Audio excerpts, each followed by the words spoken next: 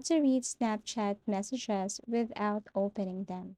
So first you have to launch your Snapchat application and then tap to the conversation that you wanted to read. Okay, so let me open my other account. Okay, so because I sent a message to my other account. So this is my other account. So as you can see here, for example, I want to read this message from my friend, Jenny Lopez. So what you're going to do is to simply tap the message and then swipe it to the right. Again, tap and swipe it to the right. Okay, again. And then here it is.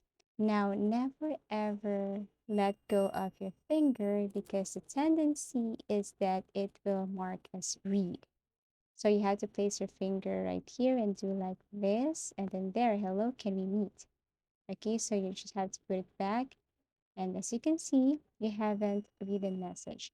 So it will not appear as read to that sender. Okay, but the good thing is that you have already saw the message without opening so again, you just have to place your finger to that conversation, a specific message, swipe it to the right, never let it go, and that's it. Thank you so much for watching and see you again in our next videos.